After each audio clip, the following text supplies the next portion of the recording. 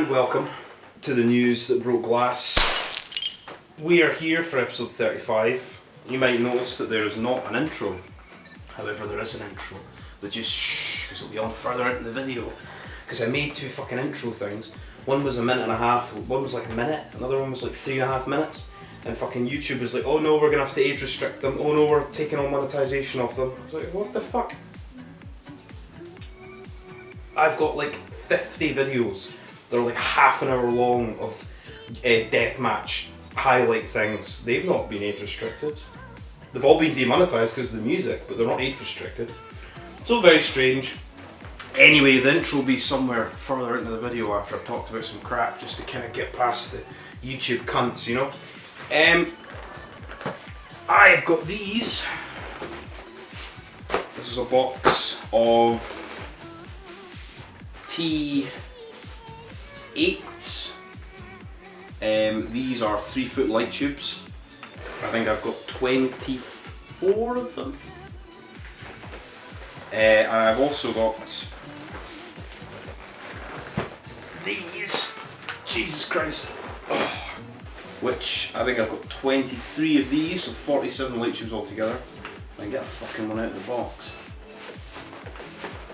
These are 4-foot light tubes. There we go. And all of these will be going down to the Outlaw tournament at the end of the month. About 140 quid for all this glass. You got to keep the deathmatch scene fucking alive here in the UK. Help it when you can. I've also got, hopefully Atticus Kogar on the side will be happy with this, 600 skewers, 2,500 thumbtacks, and about 5,000 snappers. And if everybody's like, what's a snapper? They're basically the things, you know, that ICW NHB have been using to great effect recently. The sort of little snapper bat things, the big explosions. You just basically, these are sort of things that when you're little, you throw them at the ground, they like a little firecracker things. But I've got boxes and boxes and boxes of them, so we'll try and put them onto something and make the explosion. Excitement, woo! Anyway, speaking of the Rise Outlaw tournament, we've got our final entrant, Iceman. I do have his t-shirt, the motherfucking Deathmatch Grandad. And also speaking of the Deathmatch Outlaws, they've got a magazine coming out. If I could find it on my fucking Instagram, I would find it. Where the fuck is it? Anyway, so we've got, the magazine's called Pile Driver. It's got reviews, photographs, reviews, interviews, all sorts of shit, all covering the deathmatch scene. We've got one out in June 2022, one out in October 2022, one out in February 2023, one out in June 2023. So, pretty like good spaced out, cover all the various different things. I mean, who knows what's going to be fucking happening in the UK deathmatch scene in fucking February 2023, who fucking knows. Anyway, that'll be fucking awesome. I'll get every fucking issue of that fucking shit, can't wait. What do we have? Now this episode of the News That Broke Glass is going to be a long one because I've got so much fucking shit to go over. I've got all the WrestleMania shows that I watched, reviews of everything, Spring Break Night 1, Planet Death, NHB 24, GCW The Wrld and Lucha, No Peace Underground's Murdermania, Rise's show, How Is This Not Illegal, New Fear City, presented 6 Feet Down Under with Joel Bateman on it, and also I've got the 6-hour 42-minute long XPW's Killafornia, which I did not watch live, and also there was the Pro Wrestling After Dark show, John Wayne Murdoch Pro Wrestling After Dark show, Violence for the Sake Of, that was on the same night. But basically now I work in the mornings. I used to work bar jobs at night, you know, I'd be up all night, sleep all day. Now I work early, so I wake up at like 6 AM, and then I go home like 4 o'clock, 5 o'clock, I have 5 or 6 beers on the train, had another 5 or 6 beers in the house. By 11 o'clock I was fucking passed out because I'm an old fuck. I'm up too early now, so I missed XPW, I missed Pro Wrestling After Dark. I watched XPW the next day, but Pro Wrestling After Dark only just came on IWTV just before I'm recording this, so that'll be on the next episode. What?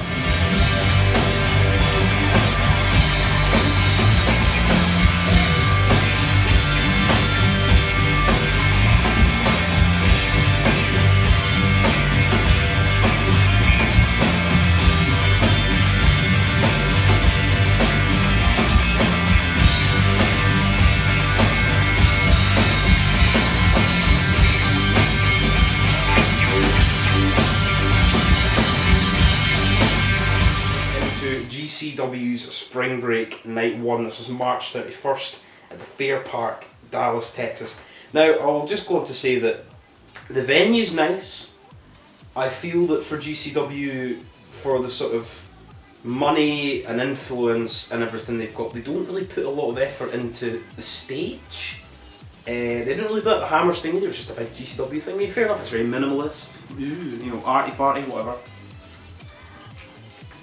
But I mean, I thought they could have made the stage look a little bit more sexy and swanky for Spring Break. But hey ho, the venue's cool, packed, pretty much packed for like every single fucking show they had. I would say the acoustics are a bit crappy because it looked like it's a big, huge fucking warehouse thing. Because a lot of the time the entrance music and the crowd sounded very, very quiet. And I don't know if that's just because they've been there all day, or if it's just because of an audio issue, or it's just because the room's so fucking big that the noise just sort of travels and dissipates out. Look at that, dissipates. You get all the big words in the fucking News That Broke Fucking Glass, don't you? It's not just all fucking swearing. Anyway, let's get to the card before this episode runs into... I'm probably going to record half this episode today and half this tomorrow. Just because it's like 11:30 tonight and I don't have any fucking time to do anything. So this might be the area where I put the intro. Who knows? So that might have been the intro. Might not have been the intro I intended, who knows? Anyway, GCW. Spring Break Night 1. Where the fuck is it? Like, save all these things. So, we had Kevin Gill and Lenny Leonard on commentary. I think Lenny Leonard's like an ROH guy. I would recognise his name. I'm not a big ROH person. Anyway, the opener was going to be awesome. It was going to be Briscoes. I didn't realise that the titles had changed hands at the Astronaut show. I thought that it was just like a double pin and that Gage and Tremont had kept the belts. So apparently the belts are now vacant. So it's the Briscoes, Jay and Mark against the Second Gear Crew, Manson Justice against Nick Gage on his own, because Matt Tremont's not there. Never really explained why Matt Tremont wasn't there. Anything. I think he was ill or sick, or he's got the flu or something. Anyway, so Gage came down on his own. This match was alright. It was your typical sort of GCW tag match. There's lots of chairs, lots of doors. Matthew Justice been hitting the head with chairs. Gage basically stood on the outside for a lot of it and then just ran in. And people are saying he's being lazy, but I mean, you know, in the grand scheme of kayfabe, why would he get in the ring? What's the point? Just let them beat the fuck each other and you can run in and get it. There's a nasty bit where I think Gage did like a pile drive or something to Matthew Justice on the outside, like from the apron to the floor through a door, and like landed like right in his leg. It looked like it was fucked, but he came in to do the commentary for Planet Death and stuff, so I assume he's okay. A guy who I was not very familiar with until like this weekend, that weekend, was Slade. Slade came out to help Nick Gage. I believe this event was before, no, this was before Planet Death. This is the way the thing is though, so there's like, so they ran like, what, 12 events over like 3 days, and like all in the same building, like a lot of the same like commentary team and everything, and you're like, oh my god, it's just so much. So fucking much to take in. So Slade came down, brought a pizza cutter down to help Nick Gage, and then I went, who do you think's going to fucking take the pinfall on this one, you know? So Slade took the pinfall basically. The Briscoes regained the GCW tag team titles. Nick Gage not there just in the nick of time. The match was okay. It would have been better with Tremont. I mean, I thought Gage nearly got injured, but hey ho, I mean, Briscoes and Second Gear Crew, you know what we're going to get. Decent match. Next match was Blake Christian against AR fucking Fox. AR Fox, always could see AR Fox, fucking awesome. One of the unsung heroes of the like later days, and I don't just mean the late days of CZW. The late days, like, you know, 2000 and say what, 14, 15, 16, 17, cutting into that sort of time. AR Fox was there. Loved AR Fox, fucking great wrestler. Blake Christian beat him because he's being pushed to the moon, he never loses. Match was good, I mean, what do you expect? AR Fox and Blake Christian. Then we got a match between Mickey fucking James and Ali Catch. I don't know if they're trying to pan back to the Trish Stratus Mickey James storyline from like WrestleMania 25? I don't remember. Was it earlier than that? I can't remember. Was it? Maybe it was earlier. Who knows? Maybe earlier than that. Ali Catch's fantasy. They kissed each other, and Mickey James beat her. So match was good. Ali Catch always has good matches. Mickey James was awesome. But then, you know, it's like another thing, they bring these women into GCW, these sort of big stars, to fight their star, Alley Catch, and then the big star beats her. Same with like Ruby Soho at the Hammerstein. Hey ho, decent, fair enough. I mean, at least she's getting booked against all these fucking like legendary women's wrestlers. Then we got a scramble match. Who cares? Nick Wayne won. We had, I would say the one guy that I had not seen in all these, because these are all the same people you get in the scramble match. I'm more about this all the time. Jordan Oliver, Ninja Mac, Jack Cartwheel, Jimmy Lloyd, Nick Wayne, Gringo Loco. I mean, all these guys are fucking really talented, fucking really good wrestlers. Craftsmen of their trade. But this Alec Price guy I've never seen before is the most interesting guy because I haven't seen him before. Doing kicks and flips and dives and all sorts of shit. Nick Wayne did a 630 to the outside too, which is pretty fucking cool. Nick Wayne wins, and then he gets propelled to, I don't know. Then we got Joey Janela against X-Pac. This match was good. I think X-Pac said after the thing that he was hurt. Joey Janela came down in like purple and yellow Razor Ramon inspired gears. R.I.P. Razor. That's another thing I forgot to fucking say before I started this. R.I.P. to Gilbert fucking Gottfried, by the way. Just found out he died like 2 minutes before I started recording this. Fucking loved that fucking little parrot and Aladdin, and loved this fucking Dirty Jokes DVD. Some of the fucking funniest shit ever. Love Gilbert Gottfried. What a voice. What a fucking voice. He will be missed. Comic genius. That fucking aristocrat's joke and fucking, oh. Anyway. Joey Janela against X-Pac, there was like a big dive from X-Pac to Joey Janela through a board on the outside, there was a big X-Factor into like a door. Joey Janela won, I think, with a low blow. I think. He won with a low blow. Afterwards, X-Pac put over the roster, put over everybody, says he'll be back, says his body tells him no, but he tells his body yes. He's gonna be back. He's X-Pac, it's fucking great. And it's like the 6-ball ring gear thing, which is pretty cool. I like his ring gear, I've always liked X-Pac's ring gear. Then we got John Moxley against AJ Gray. Match was okay, it was pretty long. I think the longest match of the night. We got barbed wire boards. John Moxley's very, very good, AJ Gray's very, very good, but I just didn't care. Really any build, like Moxley's not really there. I wouldn't say it's the same level of like Brock Lesnar in WWE or anything. Oh yeah, WWE announced the fucking UK pay-per-view, so I assume every fucking indie company under the sun and its granny will be in Cardiff the day before my birthday. Anyway, AJ Gray, John Moxley. It was decent, there's just no really build. AJ Gray wants his title back, John Moxley's never there. Match was okay, we got barbed wire boards, light tubes with barbed wire on it. Moxley took a cutter on the barbed wire, the light tubes basically himself. He wins, Moxley won. Match is okay, I don't really much know what to say about it. Really set up anything, really built anything. Then we got the main event. We got light tube log cabiny things with gusset plates somewhere around the ring. It is of course the GCW Ultraviolent title match, the Duke, John Wayne Murdoch against Alex Colon, the champion. This match was good, I preferred it to the first match at the Showboat, but it was almost like a mirror match, whereas in the other match it was more or less like Alex Colon beating the fuck out of John Wayne Murdoch majority of the match. I mean, Murdoch gets in little spots here and there. This is like the same match in reverse, where John Wayne Murdoch beats the fuck out of Alex Colon gets in little spots here and there. He smacked him with a gusset plate board thing into the side, we had like a towel on it, and then he made Alex Colon quit. There's a big throw. Alex Colon takes such beautiful bumps from like top rope to like light tube glass structures on the outside, got thrown through that by John Wayne Murdoch. Match was really good, but fucking John Wayne Murdoch beat fucking Alex Colon for the Ultraviolent title. I did not expect that to happen, to be honest. So John Wayne Murdoch wins the main event of Spring Break 1 and is the new GCW Ultraviolent title, and not be the only time we would see that belt this weekend, or that weekend I should say. I would say watch the show, I enjoyed it. I mean, the main event's good, the Mickey James Alley Catch match was good, Janela X-Pac and the opener, but I mean it's Spring Break, you know, it's maybe like one of the biggest shows of the year. It seemed very, not meh, just not as good as years past. Certainly not as good as fucking last year, the Gage against RSP. You know, a match that I built. Anyway, we move on to basically the next night, midnight, Planet Death, GCW's excuse to have a deathmatch show with all these people that they barely use on a weekly basis. And I can say weekly basis because GCW nearly runs every fucking week. Anyway, So this is the same venue, fucking gauge on commentary for this, the fucking Fair Park. Pretty much all the same crowd stayed. A lot of people there who I think had just bought tickets for everything, and a lot of them who might not have. There's this woman in the front row who just kind of looked disgusted by a lot of stuff that was going on. First match, Taipei Deathmatch. We've got Slade was back against Bam Sullivan. This match was good, pretty short.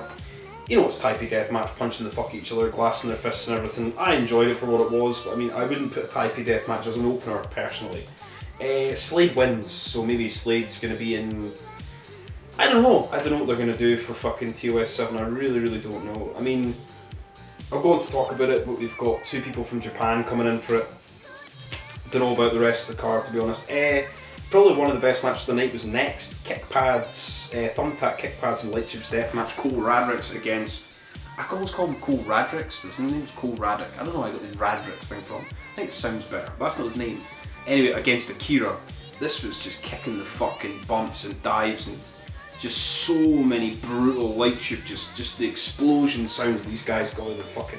What a match. I would go your way to watch that match. If you're going to watch one of the GCW matches of the fucking weekend, watch that, because Cole Radrick actually fucking beat Akira too. This match is fucking awesome. Both those 2 guys can fucking go. And you would think they would both be in TOS 7, but one of them might not be. Radrick wins. Then we got 2 of my favourite wrestlers in the US. Sawyer Wreck and Brandon Kirk were against each other in boards of fuckery. There's razor blade boards, there was barbed wire boards, there was light tube boards. There was a bit where like they had gusset plates. Sawyer Wreck slammed like gusset plates in Brandon Kirk's arm all the way up both his fucking arms. I was like, Jesus fucking Christ. There's a fucking curb stomp on a Sawyer Wreck into a fucking razor blade board. Jesus fuck, her face right into it. Holy shit. And then I think the finish came Sawyer Wreck choke slam Brandon Kirk onto like a light tube board thing. Awesome match, very quick. Both fucking talented. Get them both in fucking TOS. Get them in GCW a lot more often, because this whole Planet Death show just seemed like, fuck, we had Planet Death last year, we need to put on something. We don't have Alex Colon or John Wayne Murdoch in it for some reason, because they probably just wrestled literally about 15 minutes prior. What are we going to do? We'll bring in all these people that we don't ever use, or that they use occasionally for like the odd fucking clusterfuck battle royal, you know? But all these people in this card are fucking awesome. Anyway, next match we got Neil fucking Diamond Cutter making his debut for GCW.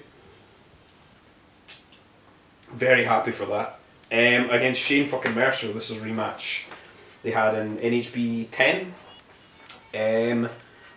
This was just light tubes galore, there was ladders, there was just beating the fuck, it was just so awesome. Yeah, I would go your way to see this. I'd say of these matches, I'd say watch Radrick's Akira, Sawyer Wreck, Brandon Kirk, Shane Mercer, Neil Diamond Cutter. Rest of the cards, decent but eh. You know, it's not overly amazing. Shane Mercer wins with the big fucking moonsault off a ladder onto the moonsault sort of flip thing that he's got where he's holding like sort of fall away moonsault slam thing. And then Neil Diamond Cutter should have won, but he did fucking awesome because he's Neil fucking Diamond Cutter.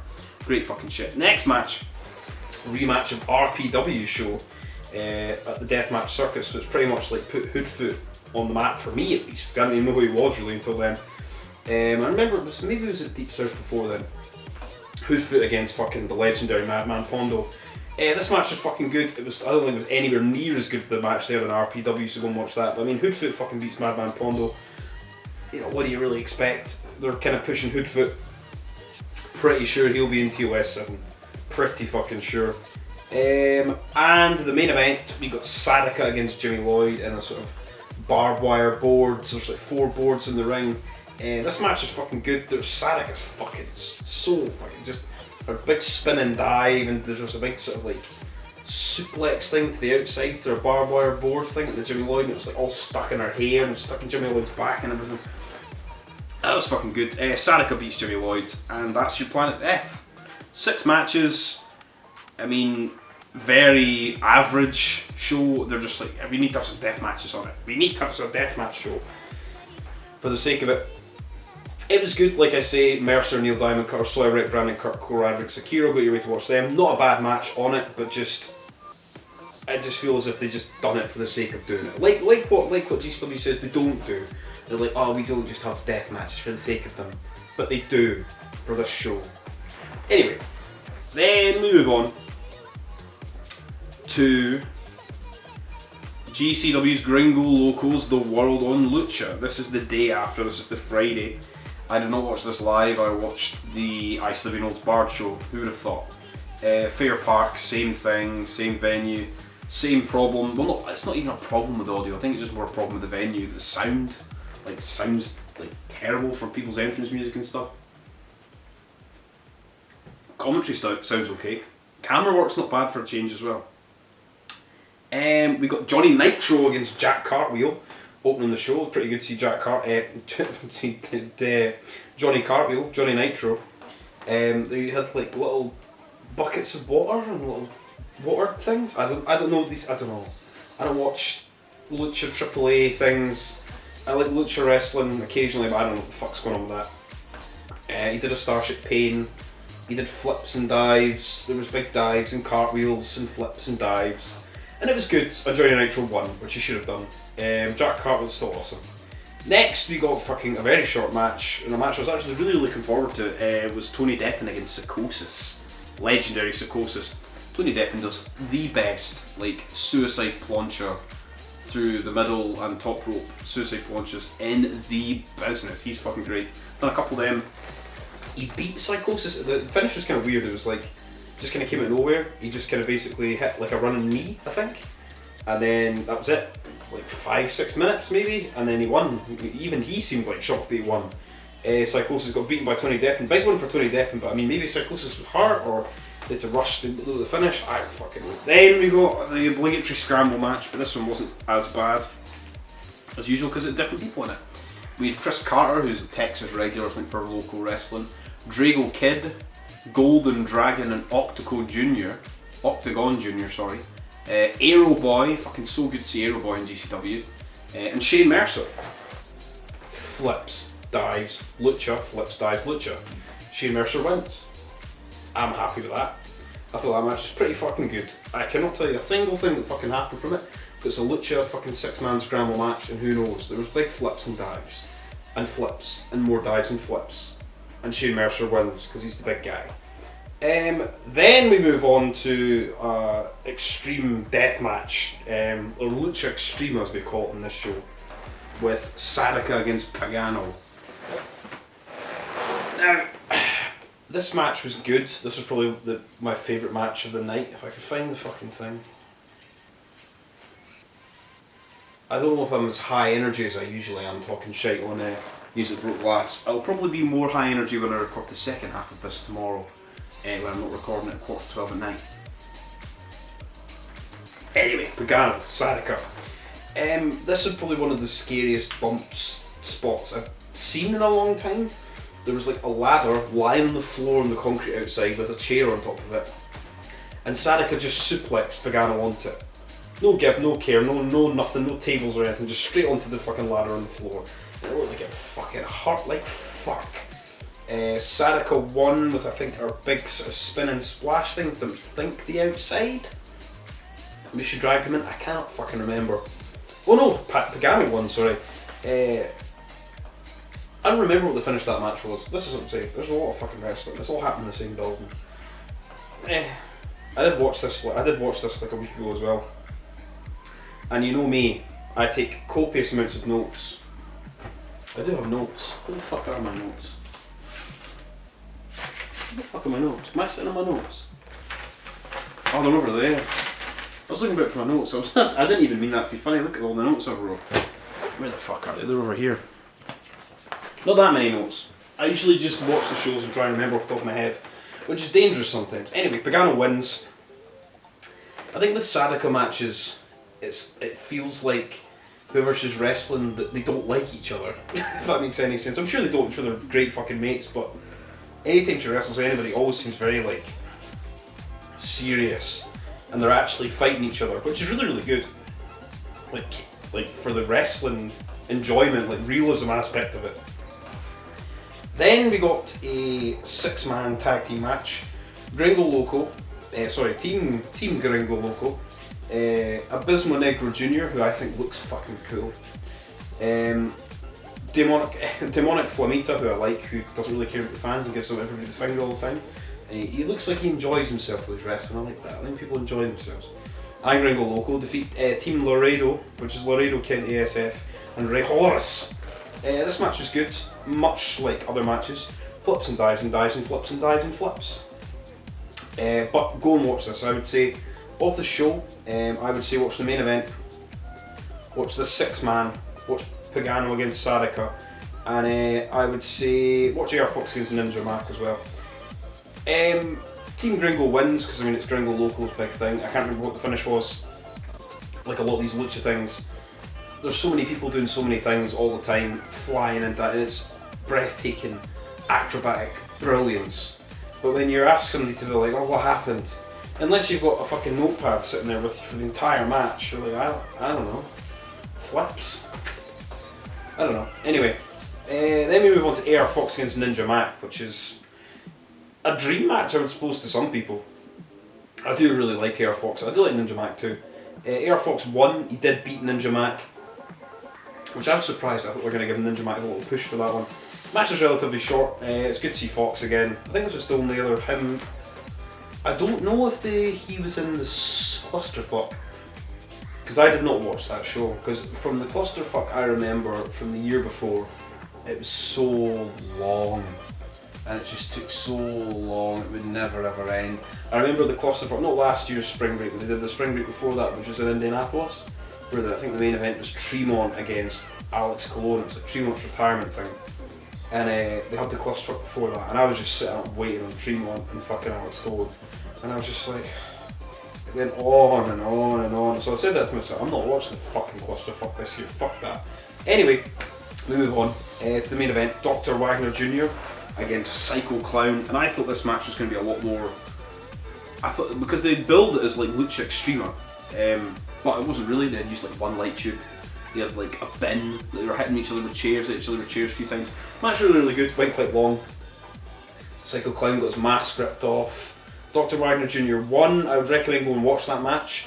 Don't take my word for it. I just go and see it, because I can't fucking remember much from it. I would say of the 3 shows I watched, this one I remember the least of, but wrestling wise, like not deathmatch wrestling, this is probably the best show, GCW show that I watched of the 3. Yes, I'd say watch Dr. Wagner, Psycho Clown, watch the 6-man tag match, and watch Pagano against Sadaka. And watch Tony Deppen against Psychosis, because why not? Then we move on to the piece de resistance of the weekend. That was that weekend. This was the 1st of April from the Hart Ballroom in Newark, New Jersey. This is No Holds Barred, ICW No Holds Barred 20-4. This show fucking ruled. I'm sure you're all shocked to hear that I enjoyed a No Holds Barred show. Mental, isn't it? First of all, we got 2 of my favourite guys in the fucking world. A rematch from last year's Mania show, Farewell to the Pawn Shop, Tank against Neil Diamond Cutter. They had water jugs, they had big snapper like bats, they had snapper like a big board of snappers.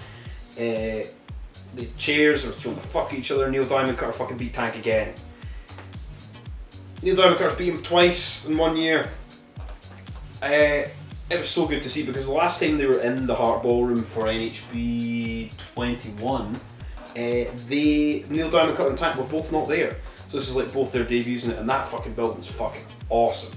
So you can't really fucking hear the crowd at the GCW fucking things in their big fucking hangar with their 1,000-odd people in it.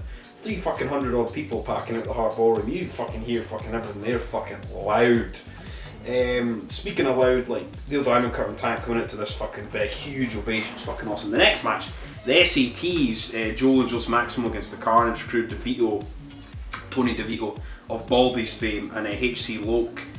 This match was fucking crazy. There was just DeVito kept fighting and arguing with this guy in the crowd, and they kept shouting at each other, and he kept saying "fuck New Jersey," and there was just so much like fucking with the crowd, and the crowd was fucking screaming at them and everything.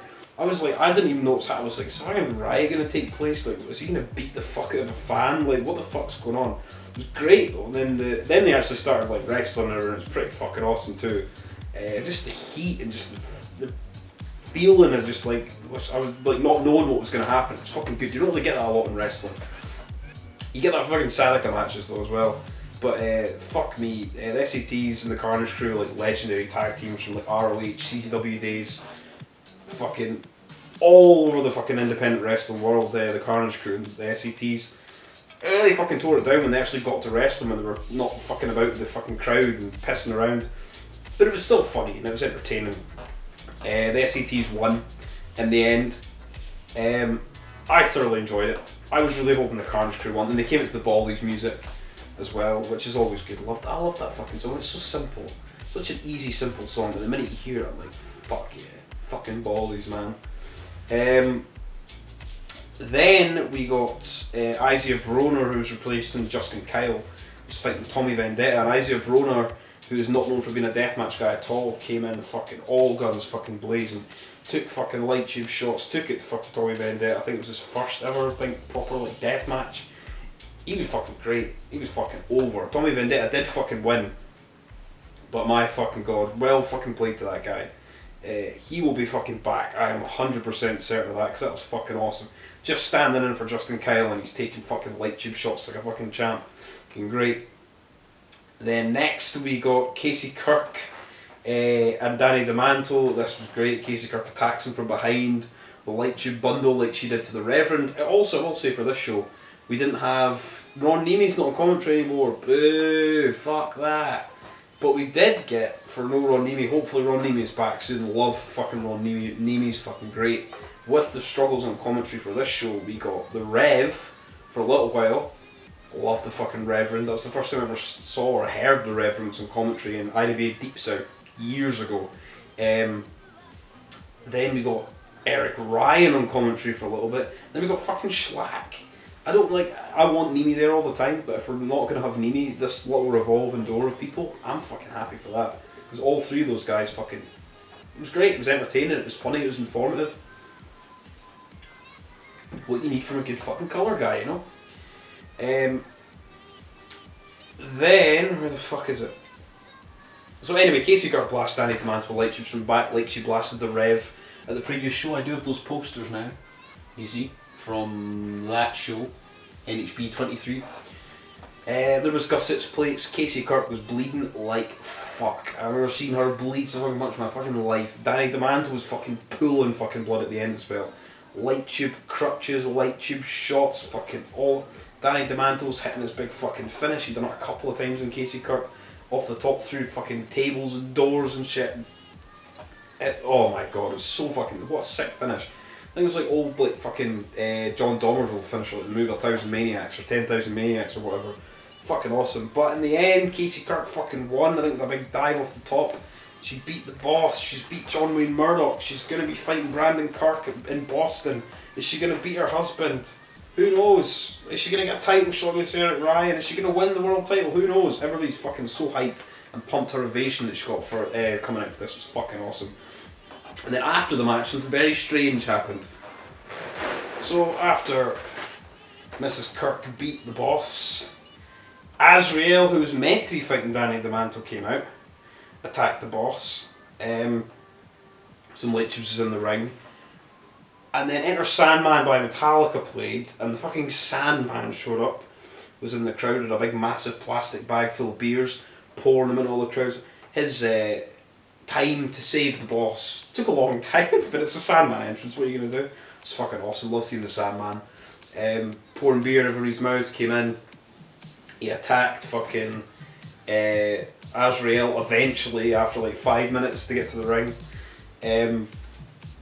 Attacked him with a kendo stick, gave Danny and Mittens beers, and then Kimono Honolea came out and basically was chatting up Mittens, and it was like it was Mittens' birthday or something, and then she grabbed Mittens by the hair and said, "I'm going to make Mittens my bitch," and then took Mittens backstage to essentially turn him into the man.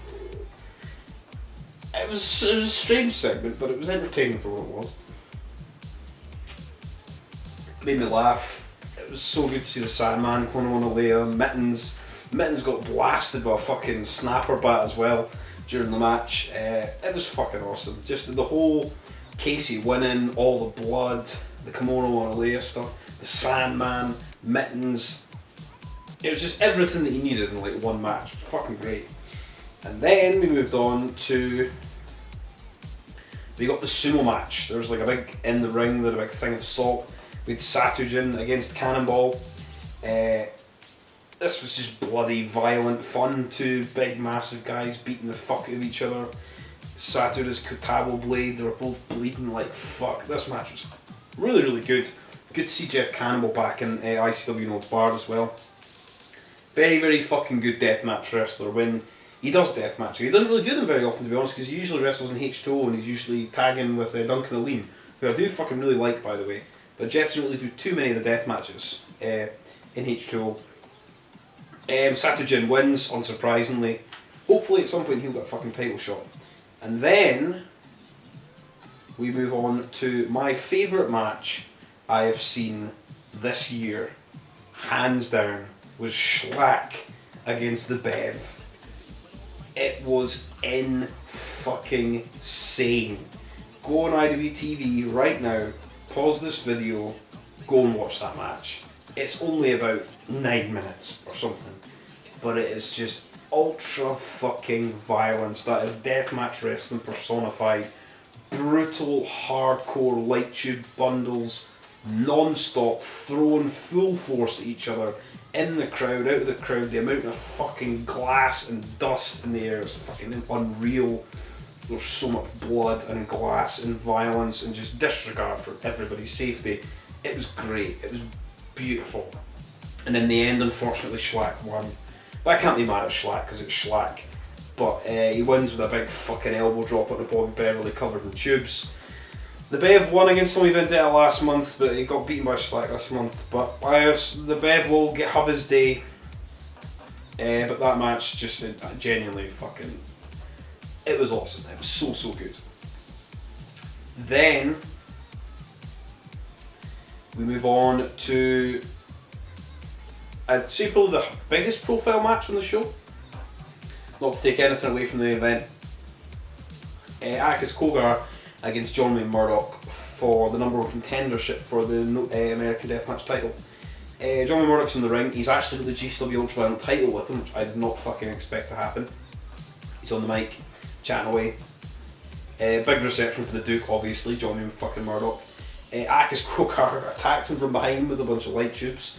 He takes the GCW Ultraviolent title off of him, puts it on the ground and fucking stomps on it. I was like, oh my god.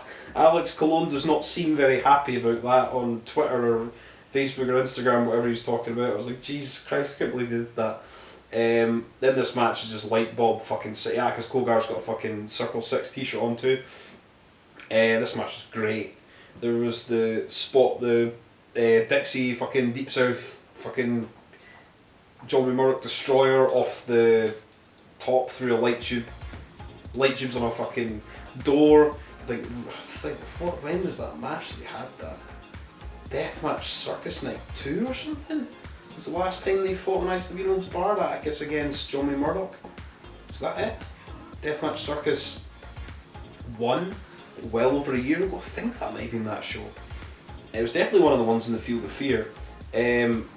This match was fucking great, and then at the end of this was like, there's just bundles in it. It was really, really good. There was one of those, like a massive, huge, basically like they used like an entire fucking huge box of these in one thing. John Wayne Murdoch smacked Atticus in the stomach with it and it fucking exploded, the noise of it, Jesus Christ. And then the spot there, the big Deep South Destroyer off the top of the tubes. You think John Wayne Murdoch's going to win, but no, the Bev runs in and attacks John Wayne Murdoch. I was like, yes! I was so excited. I watched this show live. It was fucking so good. And then Eric Ryan comes down, helps fucking stomp on John Wayne Murdoch, and then Akis Kogar fucking wins. 4-4-0, fuck John Wayne Murdoch over again. And now we've got Akis Kogar, who I assume is going to be in Boston. They've got 2 more matches to announce. I'll go over the card so far later on. I assume it's going to be Akis Kogar against Eric Ryan. Throw the Bev in there, maybe give me that 3-way dance that I want. Please. Please.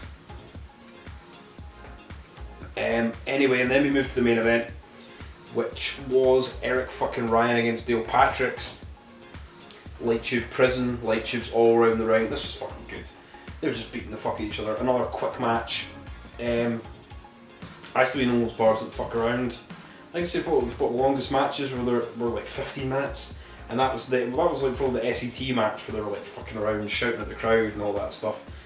8 minutes, whatever. Eric Ryan fucking beat Dale Patricks, unsurprisingly. It's really good to still see Dale Patricks get a fucking another main event title shot.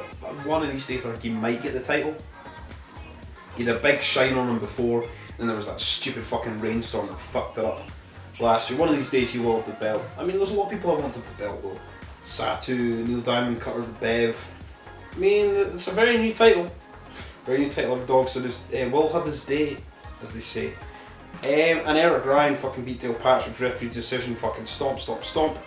And that is your show. It was fucking awesome. Probably, it's difficult to say if it was better than 23. I would say so.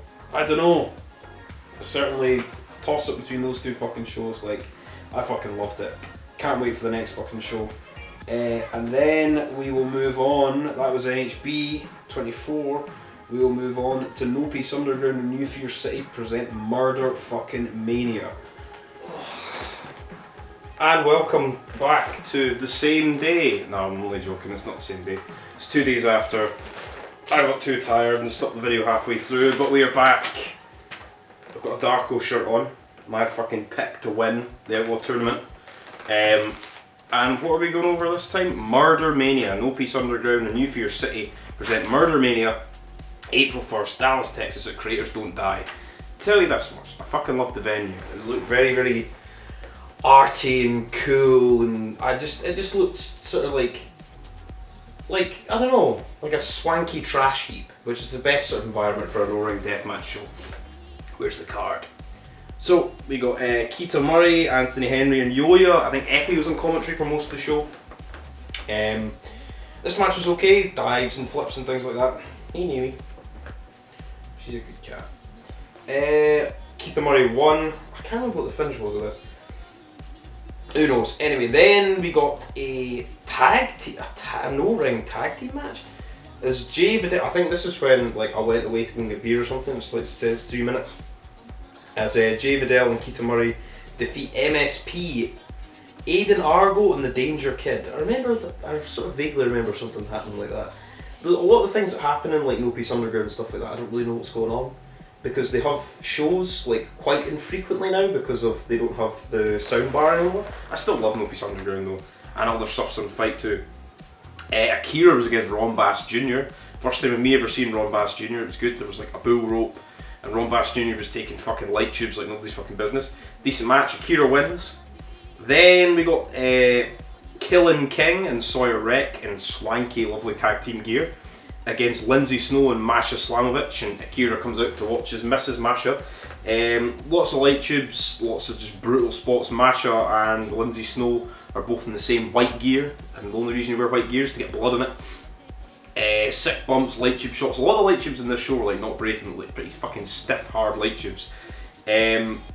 Sawyer Wreck and Killing King win. I think they slam like Masha with, what was it? It was like some sort of like powerbomb DDT thing, like the light tubes just like straight on the concrete floor. Looked nasty. And then afterwards there was like something happened with like Lindsay Snow and Masha Slamovich, and like Lindsay Snow's got like a tattoo of like Slamovich on her leg or something. I can't remember. The match was good. Glad Sawyer Wreck won. Then we got Taya Valkyrie against Paro for the No Peace Underground title in the death match. This was basically Taya Valkyrie did take some light tubes and she did take a beating, but this was mostly Paro being put through things, smashed with light bulbs. His back's big Paro back. Like Paro gets like one of the bloodiest backs ever. It's like beater back like anytime he wrestles. Paro beats Taya Valkyrie with the greetings from Asbury Park. Unsurprisingly, I mean, Taya Valkyrie did good in what I would think would be her first deathmatch type thing. Not bad. Then we got a 14-man scramble thing. So the people that were in it, we got Kelsey Reagan, Jordan Oliver. On Cage Match, it says that Casey Kirk was in the match. No, she wasn't. Chelsea Duran, Funny Bone. There's a woman with Funny Bone as well I'm not familiar with. Hunter Freeman, Killian Murphy, Slade was there, Bam Sullivan, Billy Dixon, Aero Boy, Ace Perry, and Brandon Kirk. Match was good. It was just sort of, I think 4 people started off, and then every time somebody got eliminated, somebody new came out. In the end, the most notable spot was Brandon Kirk giving Aero Boy a sort of jumping tombstone pile driver on a massive big bundle of light tubes on top of a fucking chair. That was pretty fucking sick. Funny Bone was in it for quite a while. Kelsey Reagan and Chelsea Durham done really well in it. Slade was there. Slade's pretty fucking good. I mean, the match was alright. It's just, I mean, Brandon Kirk won, who's the rightful winner. Good. I want to see like a singles match between Brandon Kirk and Aero Boy in the chains. Make it happen, Danny. Then we got Masada against Hoodfoot, and I was expecting a lot more blood and violence than what we got for this. It was still good. There was lots and lots of fucking skewers stuck in Hoodfoot's head. I think they were probably just like taking it easy a bit. There was like light tube structures that got kind of destroyed before they were used and things like that. I mean, the match is still good, Masada against Hoodfoot, but 8 minutes. I mean, I was expecting this to be like a main event, like bloodbath type thing, and it was bloody and it was good, but I wanted a bit longer. Then we got Puff. It was a man I'd never seen, sort of wearing like a sort of Simpsons donut inspired gear. I don't know who he is.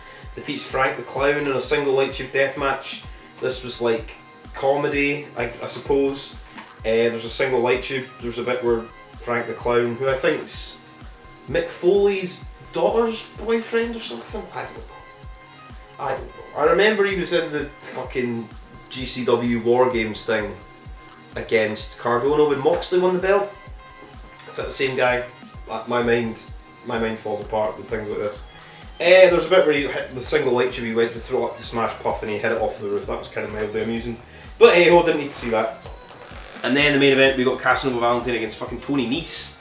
Tony Nese from 205 Live, WWE and all the indies, and the man with more abs than fucking I've had beers in the last fucking 5 years. This match was good. Tony Nese out of his element, much like Ty Valkyrie against Paro. Tony Nese given lots and lots of light bulb shots. There's a bit where Casanova got fucking... There's like a little stage where like the wrestlers were... Like the commentary table was set up, like you got thrown off that through like a light tube like structure thing. It was pretty good. Casanova Valentine finished it. He took off Tony Nese, was wearing like a hoodie. He took it off, put it on top of 2 chairs, set fire to it, and then like face choke slammed Tony Nese through the thing and pinned him. And then Tony Nese put over Casanova Valentine at the end of the match, so it was pretty good. The show was alright. I would say watch the women's tag deathmatch with Killing King, Sawyer Wreck, Lindsay Snow, Masha Slavovich, Paro, Taya Valkyrie, Akira, Ron Bass Jr. and the main event. And the scramble match was okay for bits and bobs, but I mean, it was an okay No Peace Underground show. Venue was cool, but you know, over the WrestleMania weekend it was kind of just lost in the shuffle. Then we move on. I watched...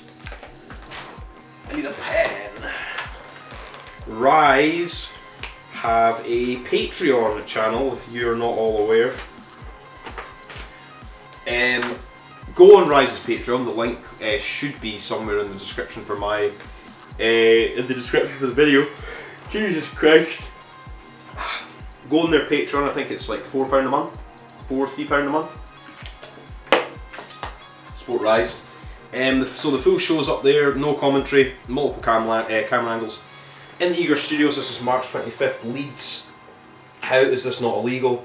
And somewhere I have the fucking cards. Where is it? Nice. There we go. All my notes are all like spread out because there's like so many things have happened. Even in the last like 2 days, in between like me recording the first and second half of this video, like all these stupid other things have happened. Anyway, we digress. So. We got opening, it was a pre-show match. Brett Semtex, who looks like fucking money, lost to Isaac North. Decent little match. Suplexing Isaac North, one with like a big knee. Basically Darwin comes out and says, your talent, your money, fuck all these people in the crowd. He basically says that I brought Big Joe into Rise and turned Big Joe into what he is now. He was nothing before, I brought him in, and I'm going to do the same with you because you're better and you're a good looking son of a bitch. So Darwin wants to take Brett Semtex under his wing. He gives a pair of knuckle dusters, puts them in the ring and says, make your choice, take these or just be in the fucking pre-shows. And Brett Semtex takes the fucking knuckles because Darwin's going to build a fucking stable of people to take back wrestling. Good fucking shit. I love fucking Darwin. My favourite fucking heel in wrestling. Then we got Liam Slater beats. Now let me find this because I couldn't pronounce this guy's name because I don't think I'd ever seen it like spelt before. And Big Joe messaged me. Where the fuck is it? A voice clip of where the fuck is it? Here we go. It's pronounced Encerico. Is the guy's name that you can't pronounce. So, Big Joe said Encerico. Thanks to Big Joe for telling me how to pronounce Encerico's name. Anyway, so Liam Slater beats Encerico in British Rounds thing.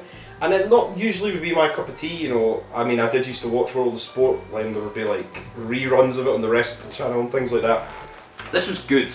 Liam Slater and Encerico were fucking. It was a good fucking match. Liam Slater pretty much wins both rounds. Like, I don't think Encerico got a single fall. I think it was like best of 2, or maybe best of 3, first to 3, I think. It was good. Like, it was really, really good. I'd go your way to watch that. Like, not my usual sort of type of wrestling, deathmatch and high spots. Grapple, catch as catch can, fucking British fucking wrestling, and I thoroughly enjoyed it. That Liam Slater's fucking good, and Encerico's not fucking bad either. Thanks for Joe for telling me how to pronounce his name. Then we got the Women's Wrestling Underground semi-finals, as Heidi Cucino was meant to fight Lizzie Evo, who I believe is signed with NXT UK. That's what I think Dean maybe said that to me. I think he maybe said she signed with them. So she's not on the Rise show, which is shit, because I love Lizzie fucking Evo's fucking awesome. She's still at the Sirens Fury TNT show coming up. So who knows? So Heidi Cucina beats Natalie Sykes in a decent little match, but it ends quickly because we have... she gets injured. She does like a top rope like crossbody or something, and she like fucks her leg, and the match gets called there. And then Heidi Cucina wins, but I think she's hurt her leg. I've not seen anywhere where it's like been like a serious injury or anything. But Heidi Cucina helps her up, carries her out, everybody claps her. Hopefully she's okay. That match ran short, but you know, nobody's fault. Injuries happen. Then we go on to the debuting Nathan Black, who cut a promo, and I was laughing like fuck. I can't even remember what he said. He said something about everybody looked like it was like a Columbine meeting or something, and then he was saying that somebody in the crowd, he was like, yeah, you wouldn't be getting near primary schools, and he was just being a total cunt and an arsehole. And he beat some young guy called Steven and just squashed him and beat him, and then went to pin him, wouldn't pull him back up. Nathan Black is great. It'll be interesting to see. I'd love to see him and Darwin have like a little feud or be a tag team. Just their promos back and forth of just the hatred for the Rise fans. He was very, very funny and very entertaining in a little sort of showcase squash match against this guy called Steven. Funny, I like him. Good, hopefully he'll be there for the long haul because he's fucking money. Then we got Danny O'Doherty was having his first match back in Rise in 3 years, I think it was. And he was going to be fighting, who was he? It was like going to be like an open challenge. And I think Rory Coyle attacked him from behind with a barbed wire bat. Good to see fucking Rory Coyle, he's another one of my favourite fucking guys. We're all like, all of my favourite like people in like Rise, the heels, you know, Coyle, fucking Darwin, Black. So Coyle attacks him, like Cam Solace runs, no, Diablo and Rory Coyle attack O'Doherty, beating him down, and then Cam Solace runs out to make the save for O'Doherty. Then it becomes a tag team match, and we've got Coyle and Diablo against Doherty and Cam Solace. Decent little match. Cam Solace is fucking great. What an underrated fucking wrestler. O'Doherty's bleeding. Eventually I think he gets the pinfall at the end. I think they pin Diablo. Rory Coyle runs at the ring. I think Cam Solace hits like a big flippy, spinny, I think it's like a senton thing. Sure, Danny hits a stunner, Solace hits a senton bomb. Danny gets the pin, and then basically says to Rory Coyle that at the Outlaw Tournament, I'm not seeing anything written anywhere for announced for this. At the Outlaw Tournament, you and me, one-on-one. I don't care where you are, I'll come and find you and I'll hunt you down, blah blah blah. So possibly we'll probably get a non-tournament match between Coyle and O'Doherty. So that'll be decent. I fucking like that. That'll be good. Then We got Joe Wade, who is a sort of emo-y looking guy. He's got emo hair and tattoos and self-loathing, whatnot. Beats Nico Narciso. This match was good. I think this was Nico's debut, I think. I'm sure I've seen that Joe Wade before at a Rise show. Or am I thinking of a different company? Anyway, this match was fucking good. Both guys can fucking wrestle, both guys can fucking work. Crowd very behind Nico, but Joe Wade won. Emo guy, and then basically said everybody to fuck off. Happy with that. Both guys are good, bring both guys back. Then we got Leon Slater and Jet Marshall beat Boys to Men in a very good tag team match. I think it was Leon Slater who had like a fucking bandana on, and everybody kept chanting MDK because he's bald. And it's like, yeah, other people can wear bandanas, it's not just a soul Nick Cage thing. Anyway, Boys to Men, the girl that's been fucking with boy 1 or boy 2 comes out, he carries her away. The other boy 1 or boy 2, I forget which one's which. I know they're completely different, they look completely different, I just can't remember which is which. Basically, one of them carries the girl away that's been interrupting and fucking them over and blah blah, carries her away. The other guy's in the ring on his own, handicap match, he gets fucked over, gets beaten and pinned. The other one comes back in, oh no, fuck shit. And then there might be a breakup, boys may split to being men, I guess. I like that tag team though. But I think that's probably what they're going to do. Maybe we'll get that to tournament, maybe we'll get them one-on-one, who knows. Or maybe in Sheffield, which I'm 99% sure now I'm going to.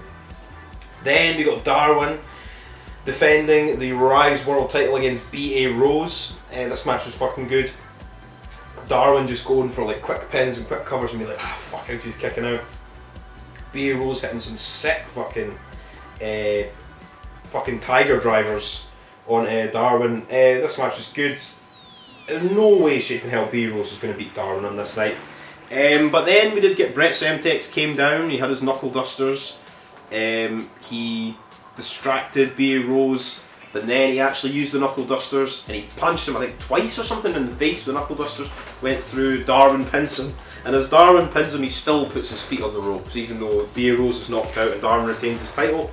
Good fucking time, everybody's chanting Darwin's bitch, good, that Semtex guy's money, let's keep it with Darwin, as Darwin as his mouthpiece, as manager, lead him to greatness. And B.A. Rose is fucking over as fuck. He was the most popular wrestler in Rise and he's fucking over as shit. And then we had the main event, which was what everybody fucking wants to see. Outlaw 4-way deathmatch. We've got light tube, Tokyo Towers, we've got carpet strips everywhere, we've got a chair from fucking DFS covered in barbed wire and fucking carpet strips. There's single tubes, there's a table covered in tubes, there's all sorts of shit. Big Joe, Lunix and Darko, Caden, the 4 Outlaws, this was fucking really, really good. Just the level of just violence and spots, just fucking hell, like everybody got their shit in, everybody was just bleeding and fighting, and Jesus Christ. Caden went on the outside and fell through like a thing of barbed wire. Joe's threw the big fucking chair in the ring. There was a bit where like all the guys have got sleeper holds on each other and Joe blasts them all the light tubes. It was fucking good. Like those 4 guys know each other so well, they all fucking work so fucking well. And probably one of the most disturbing things in it. Lou Nixon was like cable tied his neck to the ring post on the outside of the ring. And Big Joe had like light tube bundles and was just smashing them like right in the fucking back of Lou Nixon's head. And Lou Nixon's like tied up and he's trying to like get his hands up to protect his head, but he's not even wearing gloves and like Jesus Christ, and cut his fucking fingers off doing that. It was fucking sick. And Lou Nixon's back was fucked. So was fucking Darko's back was fucked as well. I think at the end, the finishing bit of the match, Michael Caden wins. I think it was a Death Valley Drive or something. There was like a table of like light tubes set up, and Darko was put through. Darko takes fucking 6 bumps. That's why he deserves to win the Outlaw tournament, because Lou Nixon won the Outlaw Cup. Big Joe's going away to America. Michael Caden's going to the King of the Death match. Just give fucking Darko the big fucking win for this tournament, please. He deserves it. And then Caden wins, and then Big Joe comes on, puts over the crowd, puts over Rise. Great fucking match. Lots of glass, lots of blood, carpet strips. Thoroughly enjoyed it. Another very, very good show from Rise. And it's going to be on IWTV, and I assume with commentary, possibly by the very talented Mr. Tom Campbell. And that is Rise's show, and then what else did I fucking watch? See, do you understand why I took so long to do this fucking video? I watched New Fear City's 6 Feet Down Under, which was in a nondescript bar in Brooklyn, fucking New York, March 19th. This is Jimmy Lloyd against Hallow Hardbody. This match was good. There's sexy go-go dancers in this bar, on the bar. Who doesn't like that? Jimmy Lloyd wins. There was doors and people fighting and doing dives off the bar and things. Then we got Gabriel Sky against Cole Radricks. Another match. There were so many like big kicks, fucking stiff kicks. Cole Radricks and that kicking the fuck at each other. Same bits to the bar. Go-go dancers there, jumps off the bar, dives off the bar and things like that. I liked the venue.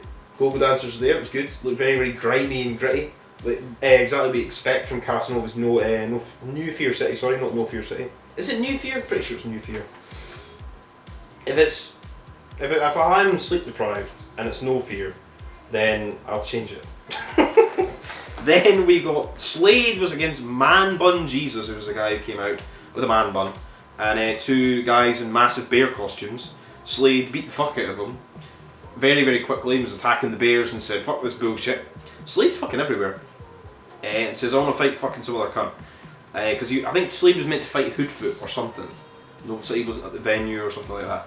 And then Kit Osborne basically comes out and says, "Right, I fucking drove all the way here from fucking Philly. I'm going to fight you." Slade, Kit Osborne, match is fucking good. I think Slade wins this as well. I cannot fucking remember for the life of me.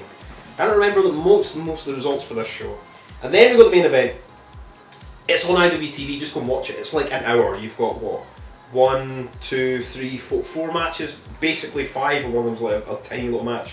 5 matches, it's an hour, just fucking watch it, it's good. Sexy go-go dancers, Joe Bateman's there, Slade beating up guys in bear costumes. What more does one want, you know?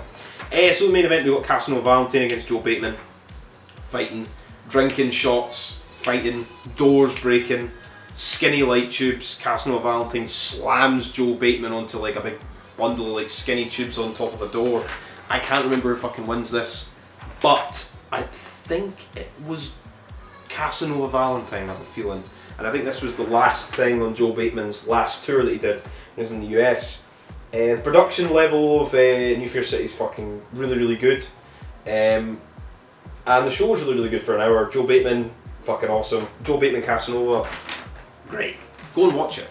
I can't say too much about it. But just fucking watch it, because it's fucking good. And it's IWTV, you don't have to fucking pay fucking $20 for fucking fight for it. Then, my god, is that the reviews finished? Is that the fucking reviews finished? Oh no! Because there was another show that I watched, not live as I said before, XPW's Killafornia, on the 9th of April, the Deathmatch Tournament, the 6-hour 42 long event. XPW's Killafornia. Now, as I said 2 days ago at the start of this video, I didn't watch this live. It was going to start at 3 AM here for the UK, and if it would have ran to like, what, 10, 11 in the morning, I woke up and it was still on, and I was drinking. I passed out like 11 and I woke up and it was like 8 in the morning and it was still fucking on. I was like, what the fuck's going on? Though, good fucking show. Good fucking show. Very, very long. In the grand scheme of things, I know people are more, 6 hours, 42 minutes. But I mean, in the olden days when they would set up Cage of Deaths, or they would do IWA Mid-South King of the Death matches, or they would do IWA Deep South King of the Death matches, shows were this long, if not longer. But 6 hours, 42 minutes, 15 death matches or something, I think. You know, they could have done it for 2 days. But then if they do it for 2 days, I suppose they kind of get out of not paying the talent for 2 days. It also means all the fans don't have to get hotels for 2 days. Also means they don't have to book the venue for 2 days. They just all pack it into one show. Anyway, enough shit talking. We will move on. So anyway, to start the show, Rob Black comes out. Rob Black brings out Jasmine St. Clair, another woman who I can't remember the name of, XPW Originals, Vic Grimes, and Angel, the hardcore homo Angel, who took some of the most ridiculous fucking bumps in like deathmatch or in wrestling history in his time in XPW. So good to see he's like walking around fucking healthy for the amount of fucking shit that he went through. Angel's fucking very underrated. Anyway, move on to the main show. They do a 10-bell salute for Supreme. All the rest was coming around the ring. They do a 10-bell salute for Supreme. Very classy, very nice. We move on to the first match. Silas Young against Bo Cooper. Silas Young's there, he's the real man, blah blah blah blah blah blah blah blah blah blah. Whatever. And Silas Young's good, I don't really care about this match. Then we got Camille Brickhouse against Taya Valkyrie. No contest. These two matches are the sort of things that this, including the opening and this, I think it was like an hour or something, or maybe an hour and a bit before we actually got to the first tournament match. We got Orin Vite against Vincent. Barbed wire tables, not too much deathmatchy stuff. I don't think I've seen Vincent against Akis Kogar in a sort of hardcore match. I've never seen him like do tubes or anything like that. Not as if he has to. Barbed wire tables. There was a big sort of bump through a couple of barbed wire tables. This match was alright. The first round was like a lot longer than the second round. Probably because it was running long as fuck. Anyway, then we got Sage Sin Supreme against Sledge. First time of me seeing Sage Sin Supreme's awesome. This match was fucking good. Sage Sin Supreme wins. She went really far in this tournament actually. First time me seeing Sledge, he did okay. The fans, you hate him. The fans were fucking hot all night. And I will say this: people were moaning about the commentary for this show. Fucking Chris Kloss, who's former XPW commentator for CCW, Crimson Crown Wrestling as well in Los Angeles. He did fucking Joey styled this whole fucking thing on his own for fucking nearly 7 hours, and he was enthusiastic, and he was on the ball, and he was going a lot. He did fucking well, so give that guy deserves a fucking beer. Anyway, move on. We got Eric Ryan against Juicy Fanu, and all people are saying, Juicy's not going to do any deathmatch stuff. There was like a big board of gussets. Juicy threw it out the ring. There was like a door. I think Eric Ryan got put through that. There was barbed wire, I think. Juicy did take a big running cannonball through a sheet of glass, which I didn't expect. Eric Ryan beat Juicy Fanu, one of the shorter first round matches. Then we got what a lot of people are saying was probably one of the best matches of the tournament. We got Schlack against Dirty fucking Ron. Dirty fucking Ron came out. Dirty Ron McDonald, everybody fucking loves him. A big bag of coke. Threw it in Schlack's face. Schlack's taking all the coke in. The coke.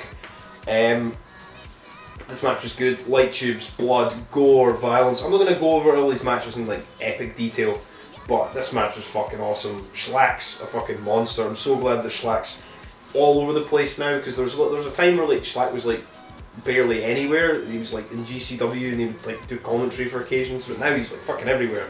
It's fucking great. He's not in GCW, but they're fucking lost. Schlack wins, beats Dirty Ron. Great fucking match.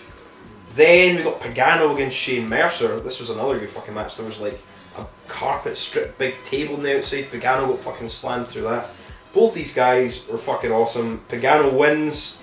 Pagano's been everywhere as well. Like he was in GCW just like the week before.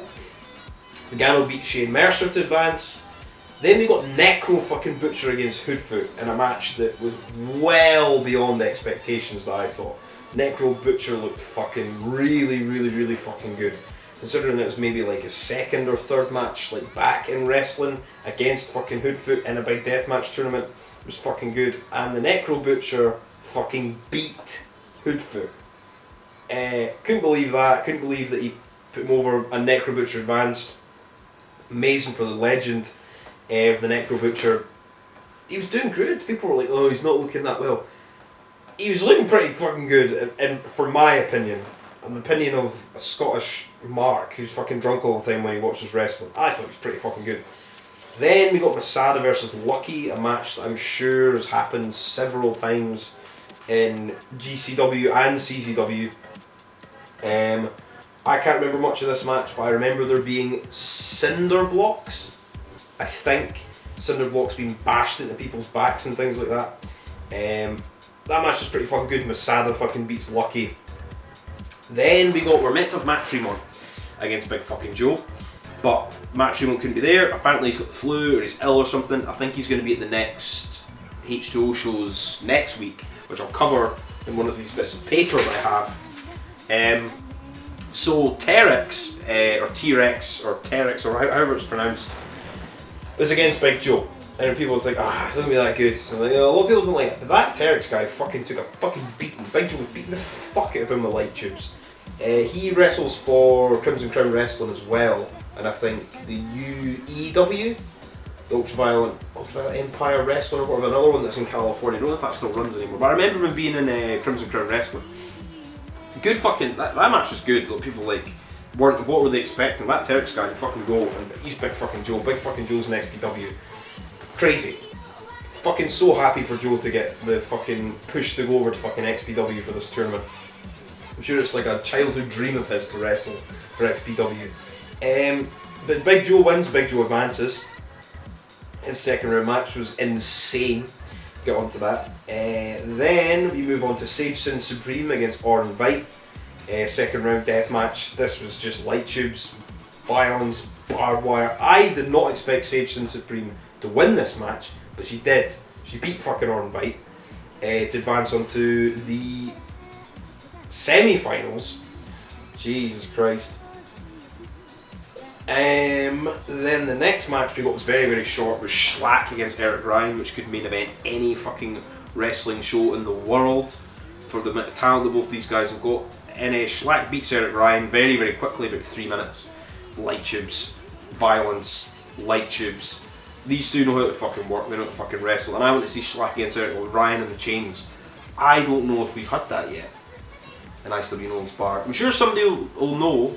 One of my pals in the know will be able to tell me instantly if that match has happened. I don't think that Eric Ryan versus Schlack's happened in a single match in the chains. It's something I need to get back to me on that. Maybe it has. Who knows? Then we move on to Big Joe against the Necro Butcher. Really the one I'll say the most about. Big Joe is the man that runs the fucking UK deathmatch independent scene. He is the sort of torchbearer for British deathmatch wrestling. He gets to fight the fucking Necro Butcher in 2022 in XPW. Insane. And at the start of the match, Necro Butcher's fucking barefoot, as the Necro Butcher is. The ring, as I will say for the entire fucking show, this is why the show took so long, because a lot of all the bits in between the matches, the people are setting up the ring, they're not going the fastest, one might say, and they're also not really clearing all the glass out the ring. So the Necro Butcher's standing there, it's light tube glass, panes of glass, so much glass in the ring. Necro Butcher's barefoot. Necro says to Joe, he's like, take your fucking boots off. Joe gets out the ring, he's like, nah, fuck that. And then he does it, Joe takes his boots off. Joe and the Necro Butcher standing there, barefoot, 2022 in XPW. Insane. Never in your million years would you ever thought that would happen. And then they just start punching the fuck out of each other. Just punching the fuck out of each other. Just proper fucking full-on punches. And Big fucking Joe knocked out the fucking Necro Butcher and advanced to the next round. In about 2 minutes. In barefoot, it's just, even thinking about it now, it's so insane. So fucking happy for Joe to get these moments in his career against fucking like Necro Butcher. It's insane these things happen. It's so good for fucking Joe to do that. He fucking knocked out the Necro Butcher. What the fuck? XP. Oh god. Anyway. Then we got Masada against Pagano, which is a match I'm sure I've seen before, but I don't know where. Masada beats Pagano. Match they were brawling like out into the crowd and stuff like that. Match was pretty good. I mean, I'm not surprised these guys must be fucking knackered by now for just the amount of time and everything. They're having to wait in between matches and everything. Then we got Schlack against Sage Sin Supreme. This match was very quick, like the Eric Ryan match. Schlack just beating the fuck out of her with light tubes, her beating the fuck out of him with light tubes. Glass, glass, glass. Power, power, power. Schlack fucking wins.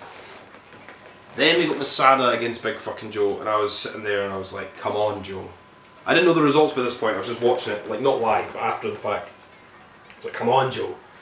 Please. I wanted to get Joe Schlack in the finals, get a rematch of Games of Death 2. But no, Masada beat Big Joe. I'm sure he choked him out, or he had a chair like round his throat. I'm sure Masada's done that a few times before, like had a chair round his throat. Joe went down for the 3 and Joe got eliminated. But Joe did amazing. Bloody as fuck. His feet must be fucked. He knocked out the Necro Butcher. He destroyed Terex. He got to fight Masada. He's in an XPW ring. amazing for fucking Big Joe, and he's getting booked all over the place. And there's another XPW show coming up soon, and fucking Big Joe's back for that too. I'll go to talk about that actually. And then the main event, no rope barbed wire, and you think, the show's run long enough. Oh, and they're going to take the fucking ropes down as well. Jesus Christ. Masada, Schlack. This was awesome. They beat the fuck out of each other. Both men are fucking pros. Both men are great. Just violent, bloody. There was like a thing of cactuses outside the ring that they didn't use, I don't think.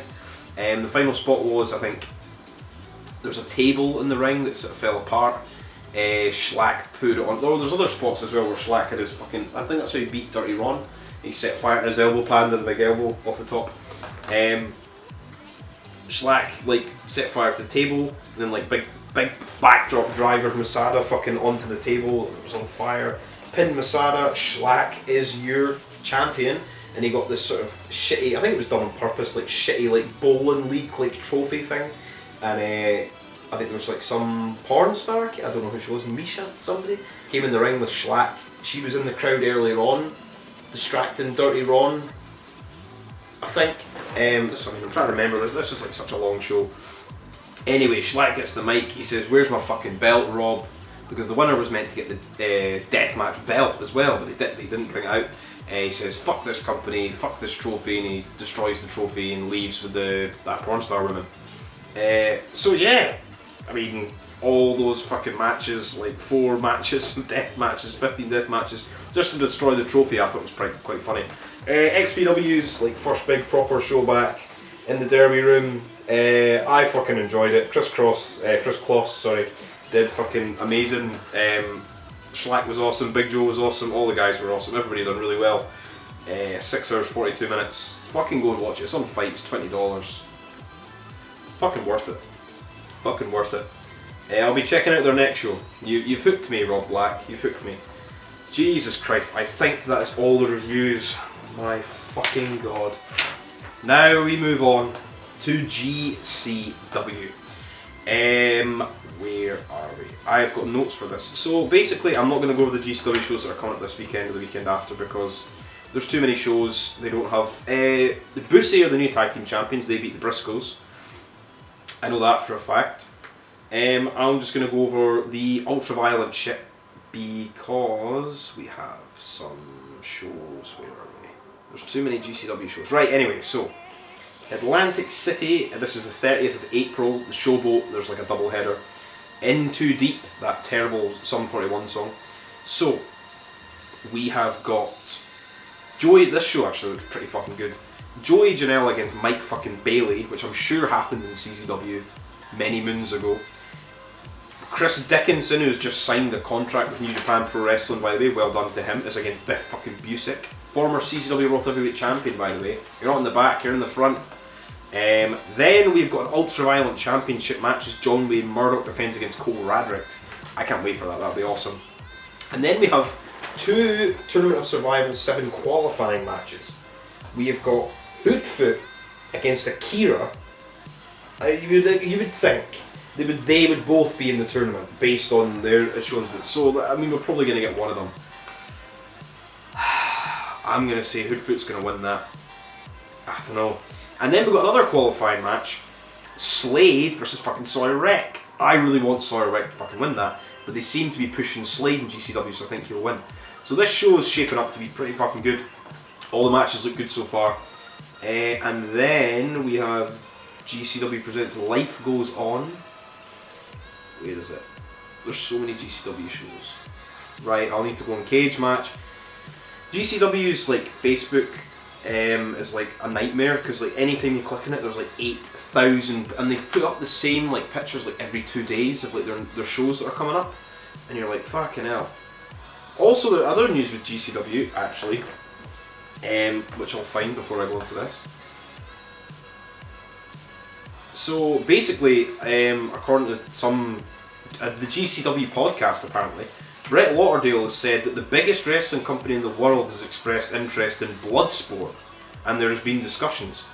Well, there's no interest from me, so fair play. He also said that Stephanie McMahon invited him to WrestleMania and put him in a suite and said a lot of nice things about GCW. That's pretty fucking big. I mean, maybe that tells you the way that the sort of cards and the shows are running just now. Anyway, May 1st, Showboat, Life Goes On, events. Cage Match is my favourite fucking wrestling site in the world because it's so helpful. Life Goes On. So, we have 3 matches announced for that. Oh, we have another Tournament of Survival qualifier. So we've got Jordan Oliver, Nick Wayne against the SAT, Joel and Jose Maximo. That'll be good. We've got Joey Janela against Masha Slamovich. That'll be awesome. And then we've got Shane Mercer against Jimmy Lloyd in a Tournament of Survival qualifying match. So they're having all these qualifying. They've not had them before. They've not had qualifying matches before, I don't think. Certainly not for the last few. Anyway, also we have got the man himself, motherfucking Drew Parker, is returning to GCW May 28th, June 4th and June 5th, TOS 7 weekend. And these are the same dates as Rina Yamashita. So basically it's a foregone conclusion that they are going to have Drew Parker and Rina Yamashita in TOS 7. That's going to be fucking so awesome. I rag on GCW and I do give them shit for how many shows they have all the time, but they are probably one of the biggest independent wrestling companies running right now, and the Tournament of Survival 7 and the NGI are still 2 of the biggest shows of the fucking year for death matches. But you know what would be funny is if they were like, oh yeah, we've got Rina Yamashita and Drew Parker for TOS, but we're going to have them fight in a qualifying match in the Las Vegas show. I'd pop for that, that'd be funny just to piss off everybody, but hey ho. Anyway, GCW, that is reviews done, GCW done. What we're moving on to now. So many bits of paper. Right, ICW No Holds Motherfucking Barred in Boston, which is, what is the name? I think it's at a place called Sonia. My god, I don't have COVID by the way, don't worry. Even though a woman that was meant to be at my work who supposedly had COVID then left, I knew it was bullshit. Fucking bitch. Anyway, where are we? Blah blah blah blah blah. ICW Nodes Barred. Sometimes I write down everything on these bits of paper and then sometimes I don't. They're in Boston. Home of Cheers. May 15th, 6 PM. It's a Sunday. Sonia Middle East. At 10 Brookline Street in Cambridge, Massachusetts. So, we have got 5 matches. The show is sold out, by the way. The show is fucking sold out. I looked online because that is, as a sad loser, what I like to do is look at capacities, venue capacities. I don't know why I care. I like to know the gates. I like to know how many fans are in attendance. These things interest me because I'm a loser. Anyway, I think it's 350 capacity for that show, so pretty good. And we have got 5 matches announced for that. We're going to have 7 overall. Please give us 8 every show, Danny. Please, from the bottom of my heart, please. We've got Casey Kirk against Brandon fucking Kirk. We've got Cruel against motherfucking Casanova Valentine. We've got John Wayne Murdoch against Schlack, which is a rematch of Deathmatch Drive-In, I think. Akira against motherfucking Tommy Vendetta. And a rematch from... Oh no, I've taken that poster down. Oh, I've also got the new posters, by the way, if you can see them. The Tennessee ones. Satu Jin against fucking Hoodfoot. Good to see Hoodfoot back in ICW Nodes Barred. And we've got 2 fights remaining. Hopefully, if they're going to save... I think they might save Atticus Eric Ryan for the 26th show. But if not, I mean, hopefully we'll get Atticus Eric Ryan and we'll get the Bev against Neil Diamond Cutters, the last 2 matches. Fingers crossed. Anyway, ICW NHB 26 is going to be back at the Heart fucking Ballroom. I'm so glad ICW Nodes Barred have got a home now in fucking New Jersey. In the Heart Ballroom, love that fucking little venue. We've got, this is June 25th, 8 PM, which is the same time as the upcoming XPW show in June, which is annoying because Schlack and Big Joe are both announced for that fucking show. So I'll just go on to that just now. I've done this this video for the last 2 days. All this like stupid shit's happened. So June 25th, XPW presents Beautiful Disaster from the Derby Room, so the exact same venue they were at before. We will crown our first ever women's champion in an 8-women tournament set to appear. Taya Valkyrie, Camille, Sage Sin, Chelsea Green. Also announced we're going to have Schlack defending his deathmatch title against Big fucking Joe. Dirty Ron will be in a number 1 contenders deathmatch against an opponent named later. Plus Masada will be there to confront an XPW past legend. More names to announce, blah blah blah. Which is fine, fair enough. I mean, the last XPW show was good. The only thing that annoys me about that is that Big Joe and fucking Schlack are not going to be in New Jersey for the Heart Ballroom show. Anyway, and hopefully the Heart Ballroom shows ended for the time XPW, but then going by XPW won't start for the fucking first 45 minutes anyway.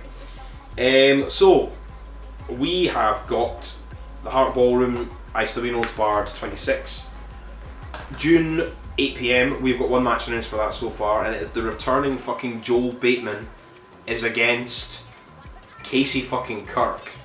Whoa, that's fucking insane. I think they're going to put Casey over him as well, you know. Because Joel is returning for his Tim Tam Slam US tour again, so June 23rd to July 5th he's going to be in America. So you fucking American promotions, fucking book him, because he's fucking good. Then we move on to H2O. H2O. And I do like the look of their new sort of like ROH inspired like t-shirt. I might get one on Deathmatch Worldwide. I'm going to put my new order in for Deathmatch Worldwide soon. Where the fuck are we? H2O. There's so much shit, man. So much fucking shit. Always endless amounts of fucking wrestling. H2O events. This is a double header that they have next weekend. H2O Centre, as always. Friday, April 22nd, Saturday, April 23rd. So, on the 22nd, H2O presents Sweet Dreams. And I will find the card. I tried to go on Cage Match, it's not even fucking there. So now I have to go on fucking the Facebook thing. And you know how the amount of times I've typed in things like H2O or Deathmatch into my fucking phone. Fuck's sake. We have... Right, let's just go to photos. Fuck's sake. Why is life got to be so complicated? I just want to look at the H2O cards. Why is life got to be so hard? So, we have... This is for the 2nd. This is the 22nd. Sweet Dreams. Sweet Dreams 2. Apparently this... we have got Masha Slamovich against Matt fucking Tremont. We have also got... The Keepers of the Gate, which is Duncan Aleem, Jeff Cannonball and somebody else, who are against White Trash Forever. We have also got Austin Luke against Marcus Mathers, in the feud that keeps going, which is good because they're both fucking good. We've got Reed Walker against Mouse, that'll be fucking good. Reed Walker's money, as I always say. We have also got a 4-way hoss fight, Mitch Vallon, Devartes, a guy I've never seen before, Ryan Redfield and Gigi Everson. And I think that is everything for that show. That is the Friday, and then the Saturday, H2O presents Causing Havoc. And we have, for that show, we've got Tara Calloway against Lady Blakely. They had that actually really good promo segment, one of the last H2O shows. Interspecies Wrestling Undisputed Queen of Crazy title, Lego Deathmatch. Be fucking good. We also have an all-out war, Jimmy Lyon and the Storm of Entrails, Dan O'Hare and Schlack against Kennedy Copeland and Ross and Bradley, the new evil heel stable in H2O, which is Austin Luke, Mouse, and Ross and Bradley and Kennedy Copeland. I don't know if they have a name yet. I don't think they have a name. Then we also have Adonis Valerio's defending the Hybrid Championship against Bam Sullivan. I don't know who's picking that one. Adonis Valerio will keep the belt probably, but I don't know, I'll be rooting for Bam. Razor Wing, who's a guy I've never seen before, masked guy, is against Dylan McKay. And we've also got Drew Blood against Austin Luke. So that's for your H2O shows next weekend. I'll be reviewing them on the next News that Broke Glass. They'll be good. H2O is always good. It's on IDB TV. It's £10 a month, you know what I mean? You get everything. I love fucking IDB TV. Fuck fight. Anyway, we have also got updates for the Rise Outlaw fucking tournament that I'll be going to. As you saw earlier in the video, I've got all the fucking weapons and light tubes. I've also just bought 1,000 toothpicks. And I'll probably buy more tacks. We'll be building weapons and we'll be doing shit, and I'll be there from Friday to Sunday. Drinking and hanging out and doing whatnot. So we have got the final entrant in the tournament, which is the motherfucking Deathmatch Grandad Iceman, with is going to be his final tournament. He wants to go out with a bang, winning that beautiful fucking championship belt.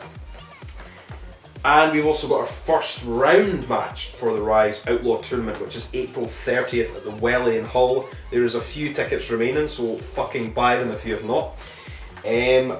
We have got a match that was the first round of the Games of Death this year. I can't remember who Lou Nixon was meant to be fighting, but B.A. Rose filled in for him, so now in the first round of this fucking tournament we've got B.A. Rose against Lou Nixon part fucking 2. That'll be fucking good, and I genuinely do not know who's going to win that. Then we've obviously got the June 2nd, the Queen's Jubilee, the Queen's Hardcore Bank Holiday, two event show. All day music and wrestling, 2 Rise shows, 3 PM, 7 PM, the South Bank Warehouse Courtyard in Sheffield. And so far announced for that, we have got the winner of the Outlaw Tournament is going to be fighting Casanova fucking Valentine at that fucking show. Or one of the shows, because there's 2. And I will go, hopefully by the time I get to the next episode of the News of Broke Glass, number 36, will be out just before the Outlaw Tournament, just before I'm about to go. So I'll be able to cover the whole show, preview the whole show. And then I'll do a big fucking review, videos, all sorts of shit when I get back from it. There's also a new company that has got a lot of familiar faces in it. Live Wrestling in Derby, in the name of the company, are running a show Sunday, May 8th. And I potentially could possibly go down to that show. Just depends on how much time I have, because the day after that I meant to go and see the band Viagra Boys in Glasgow. I want to go all the way down to Derby to come all the way back to Glasgow. We will see. It's a 2 PM show, outdoor show, and the Vibes Beer Garden in Derby. We have a good fucking card for it. We've got David Grant against Kyle Kingsley. We've got Joseph Cardinal against the Scourge Ronson. We've got the Voodoo Queen. This is a 3-way women's match. The Voodoo Queen versus Hayley Harris. It's just my handwriting, by the way. That's not actually how you spell her name. My handwriting's terrible. Against Rebel Kinney. We've got Tombe against Scotty Rock. We've got Alton Thorne against Antonio Gonzalez. And the double main event, a rematch from the DOA. Just 2 seconds, if I can cat's trying to get there. No, my cat's trying to escape, try and keep the noise out of the room, the echo. A double main event, a rematch of the finals of the DOA tournament this year. Big fucking Joe against Clint Margera. And Alex Colon is against my boy, Danny fucking Darko. So we'll get down to that fucking show, buy fucking tickets. I have a small feeling that this new company might have, 1 or 2 hardcore matches. Who knows? Anyway, Live Wrestling in Derby. And also tomorrow night, so I'm recording this on a Friday, I think by the time I edit this show might have already happened. I don't know. There's a company called Bloodstorm Pro. And they're running at the H2O Centre. I think they've had like 1 match before. Let's see what's on the card. Bloodstorm Pro, blah blah blah blah blah. Bloodstorm Pro. Quickly go over the card. If I can find it all. I think they've like changed some of the matches for it. So we have the Carver and a mystery partner against Chondo and Lowlife Louie against the Rejects, Satujin and fucking John Lee Murdoch in a 3-way sort of tag team hardcore deathmatch thing. We've got the Rep against Gary J and fucking Aaron Williams. We have got a 3-way elimination match, Austin Luke, Cole Radricks and Frightmare. What a fucking card, what a like diverse roster of people. We've got like fucking Frightmare and Gary J and fucking the Carver and things like that. Dale Patricks is against Lucky 13 with Dan Champion. Don't know why Dan Champion's Lucky 13. And we've got Willow Nightingale against Mother Endless. And also Smiley is against Ghost Shadow. Ghost Shadow? Did Ghost Shadow used to wrestle in CZW years ago? I think he might have done. Anyway, that show is on tomorrow night on IWTV. I'll probably be watching along with that. Now we move on to Circle 6. Circle 6 are hosting their second show in fucking Ohio for the 440 boys. It's called Terrible Lie. in the Masonic Cleveland. It'll be streaming on Circle 6's website. So I assume it'll be running... I wish they just put it on IWTV. You know, because they had all the big fiasco last time with Twitch and Facebook and all that shit. Anyway, it'll be good. Announced so far for the show, we have got 440, obviously, RSP, Atticus, The Bev, Eric Ryan, Eddie Only, Gregory Iron, Jake Christ, Schlack. Who else have we got announced? I'm sure we've got M-Dog 20's been announced for the show. I mean, it looks good. When is this? This is April 30th, so it's still a little while away. We'll probably watch this live too. And at least it's not going to be fucking in Los Angeles, that's another thing. For us in the UK, it starts even fucking later and later, like 3-4 in the morning, fucking bullshit. Circle 6, where are we? Who else do we have? We also have Lindsay Snow, and Jake Christ is going to be against Rocky Romero on that show, holy shit. Matt Cross, M-Dog 20 is announced, and that guy Puff from the No Peace Underground show is going to be against Schlack. So unlucky for Puff, unlucky for Puff. Then we move on to finally a few things. There's another H2O announcement that I should have put in the other thing that I only just noticed. Basically, because the Joel Bateman thing happened with Matt Tremont, it was on a Monday. H2O is presenting Monday Night Death, which will be like deathmatch shows on Monday at the start of like each month. So it's Monday, 4 live events, Monday May 9th, Monday July 18th, Monday September 12th, Monday November 7th, so it's like every 2 months. Monday Night Death presented by H2O, so that's fucking interesting. Anyway, speaking of Joel Bateman, we move on to DMDU had their Poor Decisions event, which will be on IWTV in the near future at the Kindred Ballroom in Yarnville. The main event of that show, I've seen some clips of it on Instagram and stuff, was Alex Colon and Joel fucking Bateman in a tag team deathmatch against Callum the fucking Butcher and Mad Dog, and it looked insane. Light tubes and panes of glass and everything you want. Alex Colon is gonna... I'll get to meet Alex Colon at the Outlaw Cup as well. He's got a new fucking t-shirt, by the way.